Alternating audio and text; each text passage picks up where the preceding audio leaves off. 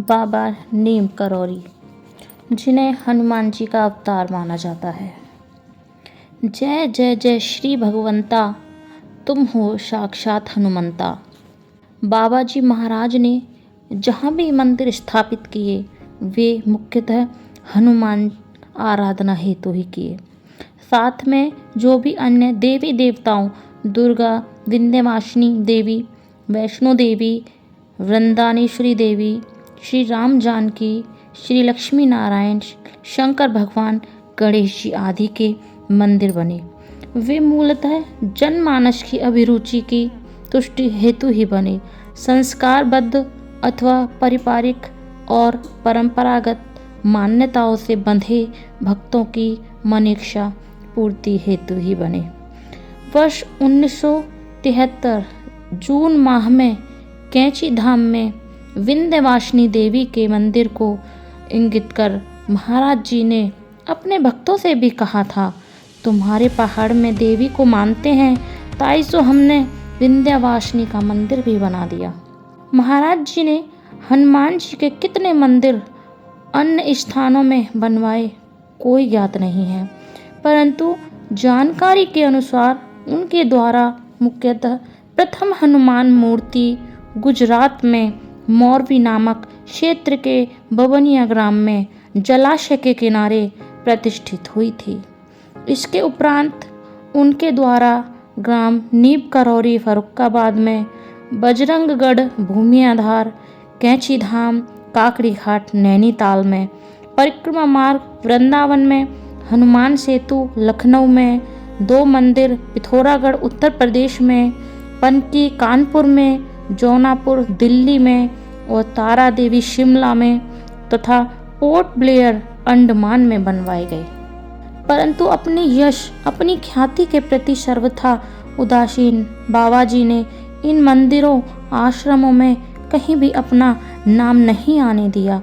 और सभी मंदिरों आश्रमों को हनुमान जी के नाम से निर्माण कराने के उपरांत उनकी समुचित व्यवस्था कर उन्हें विभिन्न ट्रस्टों को सौंप कर चले गए।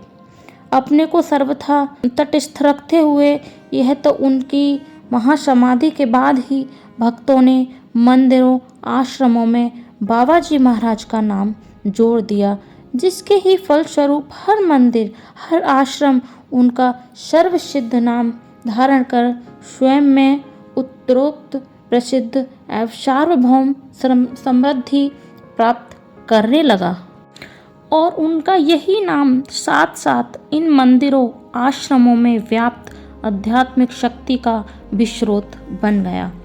महाराज जी द्वारा हनुमान मंदिरों के ही निर्माण पर इस विशेष रूप से ध्यान दिए जाने के कारण भक्तों एवं जनता जनार्दन में उनके प्रति भिन्न भिन्न प्रकार की धारणाएं उत्पन्न हो गई थीं। कोई उन्हें हनुमान भक्त तो कोई हनुमान सिद्ध और कोई उन्हें स्वयं एकादश रुद्रावतार हनुमान मानने लगे थे। बाबा जी महाराज की स्वयं की लीला क्रियाओं को भी हनुमान जी के सदृश ही आचरण दिखाई देता था, यथा सूक्ष्म शरीर, मशक समान रूप धारण कर बंद कमरों में से लोप हो जाना, भीमकाय शरीर बना लेना, भारहीन को जाना, वानरी रूप धारण कर लेना, अत्यंत भारी हो जाना, ब्रज सम कठोर देह कर लेना, क्षण मात्र में भी कहीं पहुंच जाना, आदि आदि महाराज जी की विभिन्न लीलाएं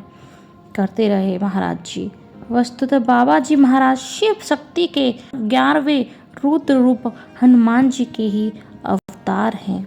महाराज जी स्वयं भी भक्तों को सदा हनुमान आराधना हेतु विशेष रूप से प्रेरित करते रहते थे और उनके विशेषकर हनुमान चालीसा, सुंदरकांड, बजरंग बाण, हनुमान वाहुक आदि का पाठ करवाते रहते थे तथा हनुमान जी की स्तुतियों पर आधारित पुस्तकों को भी बंटवाते रहते थे। बाबा जी महाराज द्वारा माँ सीता से अष्टसिद्धि निधि के अजर अमर दाता का अमोघ आशीर्वाद प्राप्त कर विभूषित हनुमान जी की आराधना हेतु विशेष बल दिए जाने के कई कारणों में एक कारण विशेष यह भी रहा कि समस्त देवी देवताओं के मध्य केवल हनुमान जी ही संकट मोचन की क्षमता एवं उपाधि से विभूषित हैं। वैसे भी शंकर भगवान के अंशावतार हनुमान जी स्वयं भी आशुतोष हैं और थोड़ी सी आराधना से ही द्रवित हो भक्तों की रक्षा करने एवं उनका संकट दूर करने चले आते हैं और उनकी आराधना व कृपा प्राप्ति हेतु अनेक अनेक विद्याओं, अनुष्ठानों, मंत्रों, स्तुतियों के मध्य केवल सुंदरकांड एवं हनुमान चालीसा ही सबसे सरल सहज कुंजी है, जो अनबूझे अनपढ़ के लिए भी सर्वथा संभव है। और इसी कारण ही श्री माँ भी सद्गुरु भगवान बाबा जी द्वारा प्रदत्त इस महामंत्रों वाली हनुमान चालीसा के पाठ को ही बाबा महाराज के सभी धामों में अन्य कार्यक्रमों की तुलना में विशेष महत्व देती रही हैं।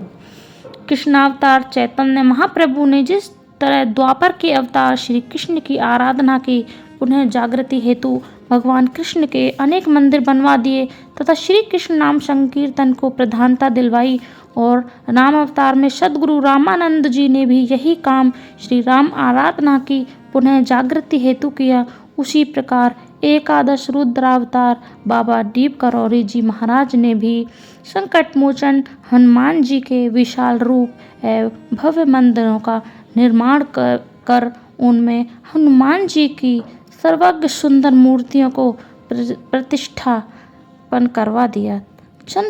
साधारण के कष्टों के निवारणार्थ हनुमत आराधना हेतु श्री हनुमान चालीसा को सबल समर्थ माध्यम बना दिया। हनुमान चालीसा पाठ